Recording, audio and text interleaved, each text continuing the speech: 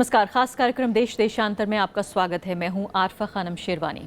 उत्तर प्रदेश चुनाव से ठीक पहले सुप्रीम कोर्ट ने अपने महत्वपूर्ण फैसले में कहा है कि चुनाव एक धर्मनिरपेक्ष पद्धति है। सुप्रीम कोर्ट के 7 जजों की बेंच ने 4-3 के बहुमत से ये ऐतिहासिक फैसला लेते हुए कहा कि धर्म के नाम पर वोट मांगना गैर कानूनी होगा।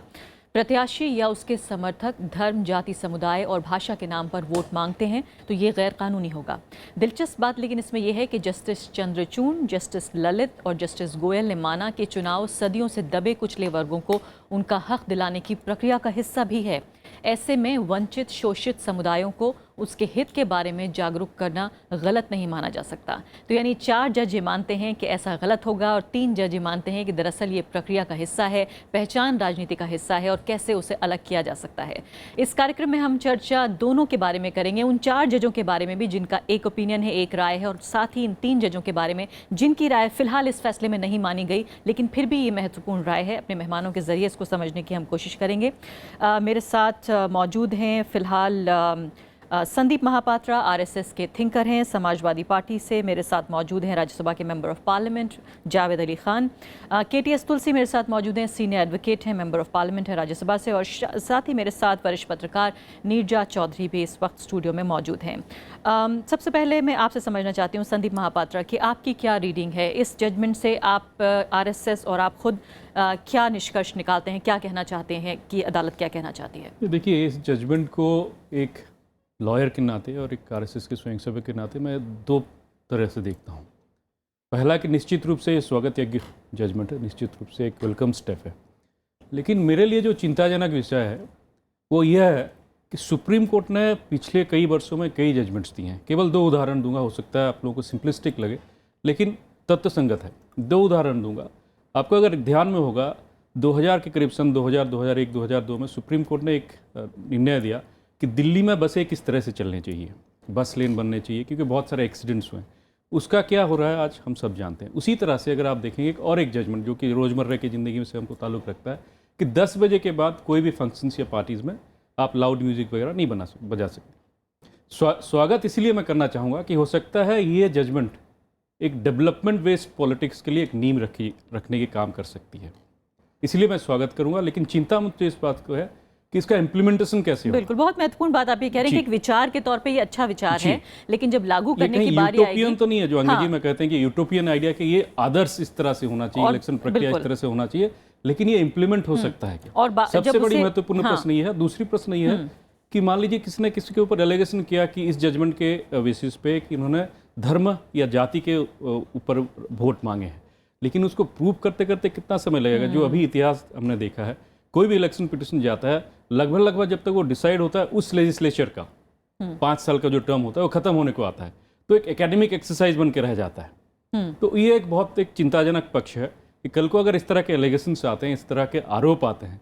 एक तो उसको कैसे प्रूव करें और किस समय सीमा में प्रूव करें। बिल्कुल। केटीएस तुलसी भी हमारे साथ जुड़ गए हैं और उनसे कानूनी पहलू उनसे सबसे पहले जान लेते हैं, फिर दोनों यहाँ मेहमान जो बैठे हैं उनकी प्रतिक्रिया मैं लूंगी। केटीएस तुलसी, इस जजमेंट की चारों तरफ तारीफ हो रही है। 4 जजों ने ये माना कि धर्म का जो है इस्तेमाल या राजनीति में जो है धर्म और जाति दोनों का इस्तेमाल नहीं होना चाहिए, लेकिन 3 जजों ने इस बात से इनकार भी किया, वो असहमत भी हुए इस जजमेंट से। हालांकि अलग बात है कि इस जजमेंट में उनकी बात मान्य नहीं हुई, लेकिन मैं आपसे ये जानना चाहती हूँ कि इस जजमेंट को अगर इस रोशनी में देखा जाए कि जाति और धर्म जो है वो हमारी हर रोज़ की जो ज़िंदगी है, उसका हर रोज़ का जो जीवन है, जो राजनीतिक जीवन है, उसका हिस्सा है, कैसे ये तय होगा कि फ़िलहाल बिना धर्म और बिना जाति के राजनीति आगे बढ़ेगी? जी हाँ, बिल्कुल। मैं ये समझता हूँ कि जजमेंट बहुत अच्छी है, मगर कल का ही बयान देखिए मायावती जी का जो था, उसमें एक मुस्लिम समाज के लिए उन्होंने क्या कहा कि आपकी वोट बंटनी नहीं चाहिए। अब मेरे विचार में तो वो बयान भी जो है वो भी इसकी उल्लंघना है इस जजमेंट की। इस जजमेंट में अभी तो स्याही भी नहीं सूखी है और उल्लंघना शुरू हो गई। जाति के आधार के भी ऊपर करते हैं। हर एक candidate day in and day out जाति के आधार पे और धर्म के आधार पे उसके नाम पे वोटें नहीं लेते, मगर वो एक ना एक विशेष जाति या धर्म से जुड़े हुए हैं जो पार्टीज, मेरे विचार में तो उनको डीरेकग्नाइज करना चाहिए। इस जजमेंट के अनुसार कैसे, अगर आपने रिलीजन और स्टेट पावर को अलग रखना है तो आप कैसे ऐसी पार्टीज को रख सकते हैं जो कि जाति के आधार पर ही पार्टी बनी है, और जो आधार है वो रिलीजियस आधार है कई पार्टीज का, अकाली दल, जो मुस्लिम इंडियन मुस्लिम यूनियन, तो क्या ओवैसी जो साहब की पार्टी है? पार्टी ही जिसका आधार ही रिलीजन है, उनको किस तरह से आप इलेक्शन में पार्टिसिपेट करने की इजाज़त दे सकते हैं अगर ये जजमेंट को इम्प्लीमेंट करना है सही मायनों में। लेकिन केटीएस तुलसी जी मैं थोड़ा सा समझता आगे हूं बढ़ते कि हैं जी। जजमेंट तब तक अधूरी होगी जब तक, जी आपकी बात मैं समझ गई हूँ। मैं इससे थोड़ा आगे बढ़ना चाहती हूँ और ये समझना चाहती हूँ कि इस जजमेंट में कहा यह गया एक विचार के तौर पर, एक ये शानदार विचार है कि एक धर्मनिरपेक्ष लोकतंत्र में जाति और धर्म की जगह नहीं होनी चाहिए चुनावी राजनीति में। लेकिन मैं आपसे ये समझना चाहती हूँ कि जब तक हमारे राष्ट्रीय जीवन में धर्म है, जाति है, जब तक जातिगत संघर्ष हैं, जब तक धर्मगत संघर्ष हैं, हम कैसे उससे जुड़ी हुई राजनीति से इनकार कर सकते हैं? आप संघर्ष कर सकते हैं मगर आप उस धर्म के नाम पे वोट नहीं मांग सकते हैं। इवन रिलीजियस लीडर्स जो हैं वो भी कैंपेन कर सकते हैं, वो कह सकते हैं कि ये कैंडिडेट बहुत अच्छा है, मगर उसके धर्म के आधार के ऊपर अगर अच्छा कहेंगे तो वो गलत होगा, वो गैर कानूनी होगा। आप अपने धर्म के लिए लड़िए, अपने धर्म को इंसाफ दिलाने के लिए लड़िए, मगर वोट नहीं मांग सकते आप धर्म के नाम पे। और जो पार्टीज हैं जिनकी एग्जिस्टेंस ही उस धर्म या जाति के साथ है, उनको डीरेकग्नाइज करना पड़ेगा। अदरवाइज तो पार्टीज का अब जो रूलिंग पार्टी है ये भी एक धर्म से जुड़ी हुई है, और ये कह देना कि हिंदुइज्म भारतीय कल्चर है और ये धर्म नहीं है, तो ये तो साइड स्टेप करना है। मैं समझता हूं कि ये काम जो है कॉन्स्टिट्यूशन बेंच का अधूरा रह गया। मनोहर जोशी की जजमेंट को एनालाइज करना चाहिए था इसी केस में, कि अगर हिंदू धर्म हिंदुत्व बन जाए तो वो इंडियन कल्चर है, तो सिखिज्म भी इंडियन कल्चर है, सिखिज्म सिख कल्चर है, इस्लाम इस्लामिक कल्चर है, वो भी भारतीय कल्चर है। इस्लाम की कल्चर भारत में सदियों से आ रही है, और बुद्धिज्म भी भारतीय कल्चर है। ठीक है तुलसी जी, वापस तो लौटी हूँ आपकी तरफ। ये अभी मैं समझता हूँ कि काम अधूरा रह गया है। काफी महत्वपूर्ण आपने बात कही है और इस बारे में काफी बात भी हो रही है। जी हाँ, मैं वापस लौटी हूँ। जी हाँ तुलसी जी, वापस लौटी हूँ आपकी तरफ। और इस बारे में काफी बात भी हो रही है कि जब तक हम इस बात को टच नहीं करते, जो 92-93 का जजमेंट है जिसमें ये कहा गया कि Hinduism is a way of life, जीने का तरीका है, जीवन का तरीका है हिंदुइज्म, तब तक हम इस बात से आगे कैसे बढ़ सकते हैं और इसको क्यों नहीं छुआ गया है? जल्दी से आप जवाब दीजिए संदीप जी, फिर मैं दूसरे मेहमानों की तरफ। देखिए, जहाँ तक तुलसी जी का ये कहना है कि इस बेंच को करना चाहिए था, इस बेंच ने शुरू में ही कह दिया था कि जो इंटरप्रिटेशन 92-93 के जजमेंट में आया था, जस्टिस JS वर्मा के जजमेंट में, जिसमें कहा गया था Hinduism is way of life. Tulsi साहब का ये कहना कि हिंदुत्व को कल्चरल आइडेंटिटी से जोड़ रहे हैं, वो जजमेंट कतई नहीं कहा था। वो जजमेंट ने Hinduism is a way of life ये कहा था।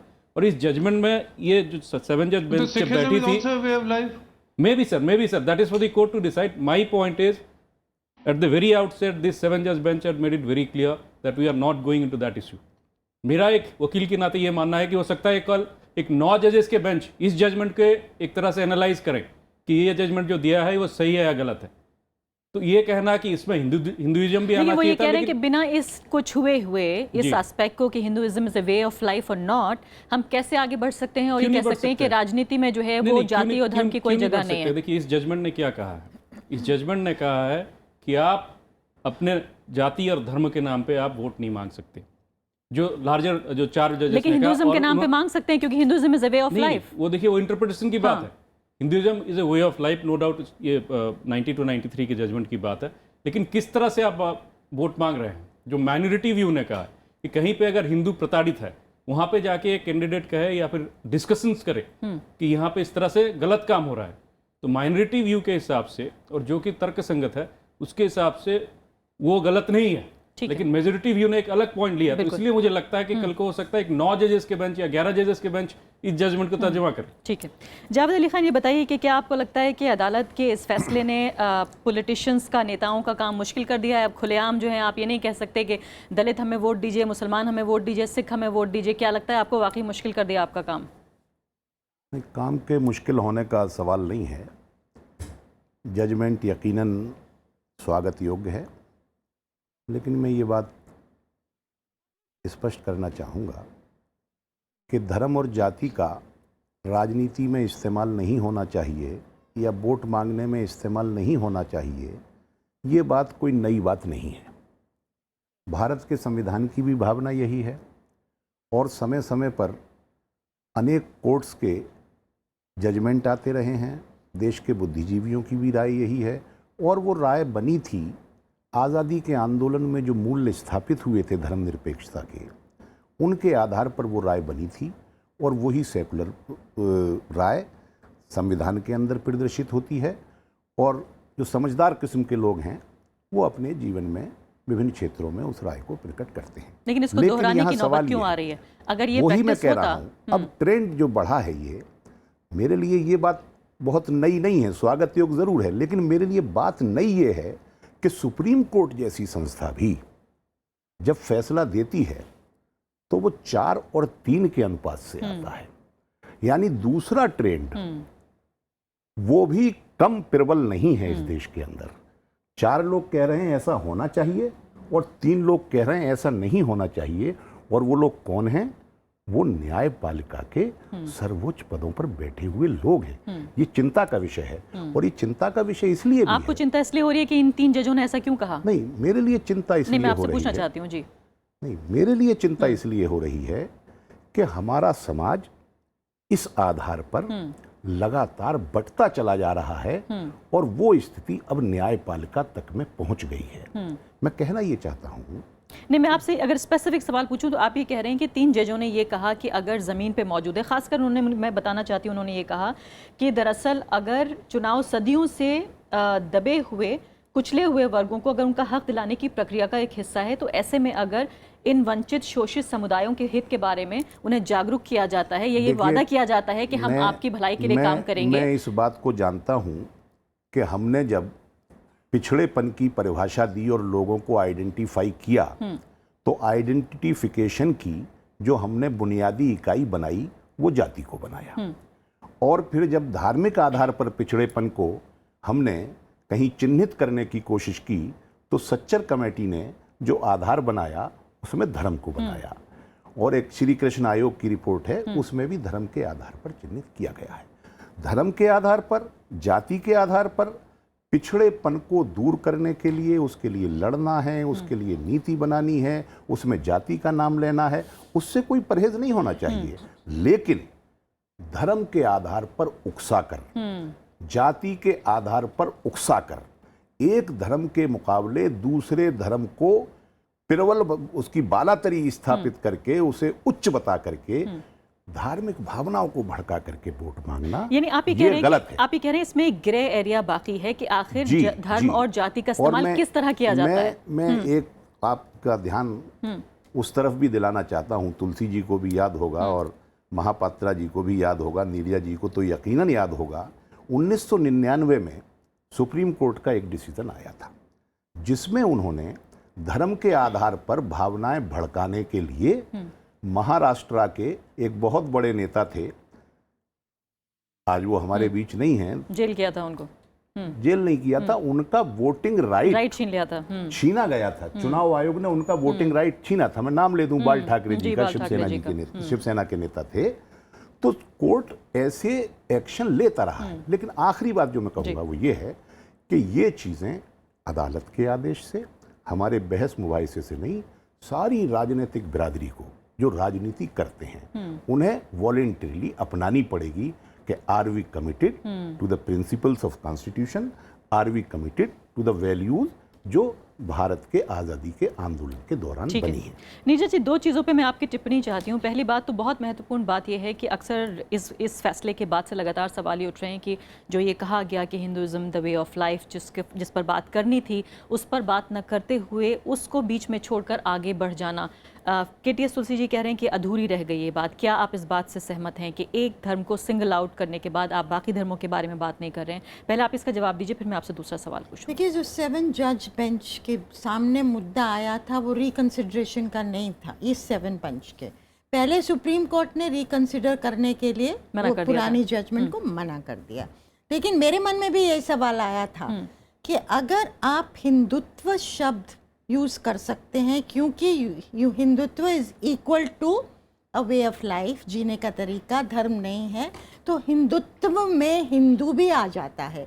आप इस्लाम शब्द नहीं यूज़ कर पाएंगे, बुद्धिस्ट नहीं यूज़ कर पाएंगे, जैन नहीं यूज़ कर पाएंगे, सिख नहीं कर पाएंगे, बट क्योंकि हिंदुत्व यूज़ कर पाएंगे तो हिंदू की तरफ इशारा आप कर सकते हैं। तो क्या ये लेवल प्लेइंग फील्ड है कि नहीं, ये मेरे मन में भी सवाल आया था। बराबरी की बात हुई या नहीं? हाँ, बराबरी की बात हुई है कि नहीं। अब ये अलग चीज़ है कि हिंदुत्व वे ऑफ लाइफ है, मतलब फॉर्मलाइज रिलीजन उस मायने में नहीं था जिस तरह से बाकी रिलीजन्स रहे हैं। लेकिन इलेक्ट्रल टर्म्स में अगर देखा जाए तो वो क्या सही है कि नहीं, ये इंटरेस्टिंग सजेशन आपने दिया कि हो सकता है कि क्योंकि परिभाषा जो है इस बेंच ने, कानून में पहले भी था कि आप जाति के आधार पर, धर्म के आधार पर, भाषा के आधार पर वोट नहीं मांग सकते, तो एग्जिस्टिंग है। इस बेंच ने उसकी परिभाषा को और विस्तार कर दिया है। उसमें कई मुद्दे निकले हैं कि आप वोटर को भी लपेट लिया है, कैंडिडेट को भी लपेट लिया है, और जैसा कि इम्प्लीमेंटेशन की कई बातें हैं और ये संघर्ष की बातें हैं। हमारा जो इतना डाइवर्स देश है उसमें अगर मैं कहूँ कि कैंडिडेट आप कहें कि दलितों को जो मैनुअल स्कैवेंजिंग करनी पड़ती है वो बिल्कुल बंद होगी, हमारी पार्टी बंद करेगी और दलितों को अपना हक देगी, तो क्या वो इसके लपेट में आएंगे? क्या किसी भी कैंडिडेट, किसी भी पार्टी का ये हक नहीं है कि वो मौलिक लड़ाई को लड़े? उसी तरह अगर आप कहेंगे कि मुसलमान कहते हैं कि बाबरी मस्जिद को ध्वस्त कर दिया गया, गलत था जिस तरह से किया गया हिंसक से, और हमें न्याय नहीं मिला, तो क्या उसमें आएगा? या कहेंगे कि मंदिर को वहाँ बनाना है, मंदिर पहले होता था, ये हिंदुओं का मुद्दा है, तो क्या इसी में आएगा? मायावती का तो हम कह ही रहे हैं कि मायावती ने कहा कि मुस्लिम्स को मैंने इतने कैंडिडेट्स को दिया, इतने कैंडिडेट्स को दिया, तो वो तो ओपनली बोल रही हैं। पर सवाल है कि क्या, जैसे ये कहानी मनोहर जोशी के केस से स्टार्ट हुई थी, 21 साल लग गए ये जजमेंट को आने में, तो क्या हर कहानी को 21 साल लगेंगे तो उसका रेलेवेंस क्या होगा? एक बड़ी बेंच के आते आते इम्प्लीमेंटेशन के सवाल समय कम है और मैं चाहती हूँ और भी हम इसके इम्प्लीमेंटेशन का जो पार्ट है वो भी टच करें। एक बहुत महत्वपूर्ण सवाल जो छूट गया है वो ये कि क्या राजनीति को, इलेक्टोरल पॉलिटिक्स को एक बदलाव के, समाज सुधार के इंस्ट्रूमेंट के तौर पर देखा जाना चाहिए या नहीं? क्या पॉलिटिक्स को हम अल्पसंख्यकों के, दलितों के, दबे कुचले जो लोग हैं उनकी भलाई के लिए, उनकी बेहतरी के इंस्ट्रूमेंट के तौर पर देखेंगे, या फिर ये एक 5 साल में होने वाली वो एक्सरसाइज है कि आप एक ख़ास नेता को चुन रहे हैं, क्या उसकी नीतियों के लिए नहीं चुन रहे हैं? आई थिंक इसको ये एक बहुत न्यूएंस्ड वे में लेना चाहिए। जैसे कि आपने कहा कि आप भावना को, धार्मिक भावना को भड़का रहे हैं, दूसरे धर्म के खिलाफ कर रहे हैं अपनी वोट लेने के लिए, वो अलग चीज़ है, या आप संघर्ष कर रहे हैं किसी परिवर्तन लाने के लिए, इसमें आपको डिस्टिंग्विश करना पड़ेगा। लेकिन ओवरऑल मैं मानती हूँ कि जजमेंट का इतना मजबूती से कहना कि इस बेसिस पे चुनाव नहीं होने चाहिए, हमारे पॉलिटिक्स फ्री होनी चाहिए, और अब तो बढ़ भी रहे हैं। मोदी जी ने विकास के मुद्दे पे चुनाव जीता था, और अब अखिलेश यादव भी आइकन बन गए हैं डेवलपमेंट के। लेकिन एक विचारधारा ये भी है कि पहचान की राजनीति दरअसल बुरी चीज़ नहीं है। पहचान की राजनीति, उन समूहों की राजनीति दरअसल उन कमज़ोर समूहों को मजबूत करने का भी एक तरीका होता है। पहचान छिपाना, जबकि हमारी रोज़मर्रा की ज़िंदगी में पहचान हावी है। वो लोग जो उस पहचान के साथ जी रहे हैं, दरअसल वो उन संघर्षों को भी जी रहे हैं। कहीं ना कहीं उन संघर्षों को नकारना है। क्या आप इस विचार से सहमत हैं? देखिए, वो बिल्कुल आपकी बात सही है, लेकिन ये बहुत जल्दी विशेष हो जाता है। जब मंडल आया था तो सामाजिक न्याय की माना जाता था, क्रांति को माना जाता था। उससे हटके, वो सामाजिक न्याय से हटके आप कास्टिज्म में चले गए, कास्टिज्म से हटके परिवारवाद में चले गए, तो वो चीज़ रही नहीं है जो पहले थी। तो जो आप कह रही हैं कि संघर्ष, बदलाव, वो और आइडेंटिटी, वो हमारे देश में इतना डाइवर्स देश है, उसमें उसकी जगह है, पॉलिटिक्स में जगह है, पर उसका इस्तेमाल कैसे होता है, ये महत्वपूर्ण है। ये महत्वपूर्ण है। और इसको कैसे रोका जाए जो उसका उल्टा जी, उल्टी तरह KPS से यूज जी हुआ है। बताइए, फिलहाल आपने कहा कि जजमेंट की स्याही सूखी नहीं और जो है मायावती बयान दे रही हैं। क्या आपको लगता है कि खासकर उत्तर प्रदेश चुनाव के मद्देनजर क्या वाकई दर्जनों की तादाद में या सैकड़ों की तादाद में जो है मुकदमे अदालत में होंगे कि देखिए इन नेता ने ये बयान दे दिया, देखिए इन नेता ने यहाँ जाति का नाम लिया, यहाँ धर्म का नाम लिया? आप क्या इस तरह के सिनेरियो से इनकार कर रहे हैं?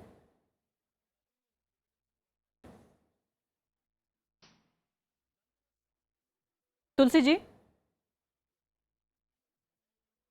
जी, मैं ये समझता हूँ कि ये जो जजमेंट में कहा है, दो बातें कहना चाहता हूँ।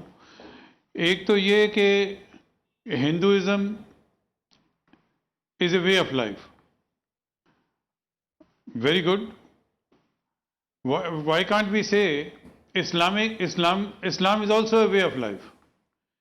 Why can't we say Islam is also Indian culture? Why can't we say that Buddhism is also a way of life and is part of Indian culture? Jainism is a way of life and is part of Indian culture. So how can ये मेरे विचार में ये कहना कि हिंदुत्व को हम नहीं छेड़ेंगे, मनोहर जोशी की जजमेंट को हम नहीं छेड़ेंगे, तो ये कैसे इम्प्लीमेंट होगा? ये तो कह दिया सुप्रीम कोर्ट ने कि mixing religion with state power is not permitted.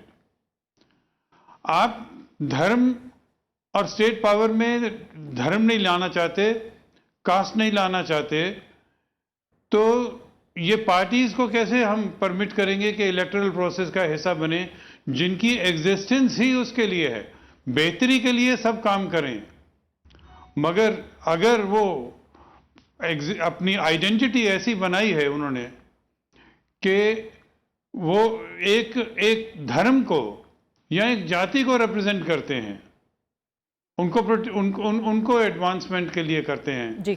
तो मेरे विचार में तो जजमेंट की वायलेशन हो जाएगी। ठीक है, आपने लगता है इसको मेरा किस सवाल तरह नहीं से सुना, लेकिन मेरे पास implement समय किया चूंकि जाएगा, कम है, मेरी दोबारा समझ से बाहर सवाल है। दोहराने का वक्त भी नहीं है। महापात्र जी, आप जल्दी से जवाब दीजिए। तुलसी साहब की उसी बात पे आ रहा हूँ कि बार बार हिंदुइज्म वे ऑफ लाइफ के बारे में बात कर रहे हैं।